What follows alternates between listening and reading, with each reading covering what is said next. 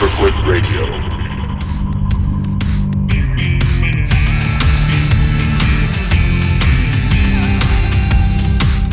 Well, all right. So to get on this question, I almost hesitate to ask it because it is kind of cliched, or you've probably heard this 1,000 times. But the reason why I'm asking is because, in my opinion, it's one of the most helpful things for a person to hear. You were talking before about you have to begin testing yourself mentally and physically. Back when I had asked you, do you have to take it to the extent to live life as you had? Your answer was, you have to begin testing yourself. What are the first steps that you can, you can put out right now to the people who are going to hear this? So if that person chooses to, what can you do to help give them those first steps to put their feet on a path that is moving forwards towards discovering that, realizing a life at full potential? The very first step that I took was literally going into my bathroom and looking into that dirty mirror and calling myself out. Yeah. Whatever life did to me, whatever people who bullied me, whatever my dad, my mom, whatever I did to me, no one was coming back to save David Goggins. I had to realize that, okay, man, this is my rucksack of shit. And now I got to carry this mug a long fucking way. And I got to start emptying it out. And it starts right here in this accountability mirror. I call it my book. And it's just about you against you now. And ain't nobody coming back to save you. God's up there, but God's going to look at you smiling and saying, what the fuck are you made of? That's what's going to happen. That's how I look at my relationship with God. What are you made of? Let me see now. You're going to be fine. It's going to hurt. You're not going to want to do it. You're going to cry. You're going to suffer. It's going to be horrible. But it starts in that accountability mirror of, if you're fat, you cannot say anything besides that you're fat.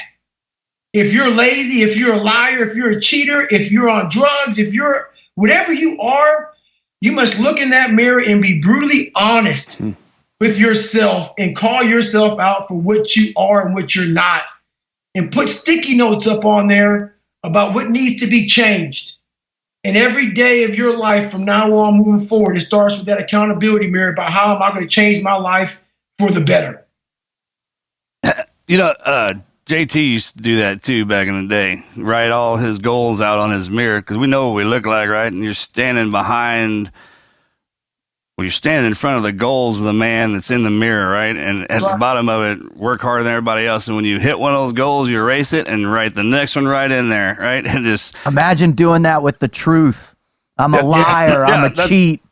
It's not fun, man. Somebody walking in and seeing that on the mirror and be like, hey, what the hell? David, one second. I would like to try to get step 2. Like a person hears that first step, you get that brutally honest truth. You look at what you are. Where are they going next? Can we have the next step? Well, the next step now is you got to now start fixing one of those problems. So for me, I had so many damn problems, man. I still have them today.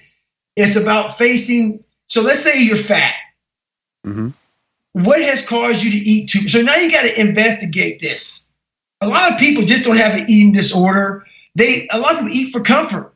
A lot of people eat for depression. A lot of people eat because of their childhood, whatever. You got to now see, why the fuck am I depressed? Why am I here?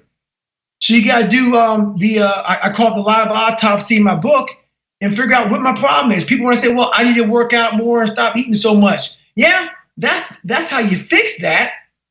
But if you don't fix the damn root cause of the problem, which is usually a mental problem, you are off somewhere in your mind. Somewhere made you insecure or not happy.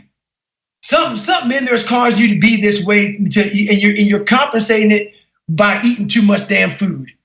You lost pride in yourself. You lost confidence in yourself.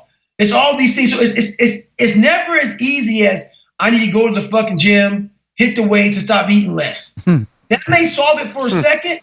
But is it a permanent fix? I'm about doing permanent fixes so then you can move on. So it starts there. It starts one step at a time. It also starts with me. I lose 106 pounds in 3 months, less than 3 months.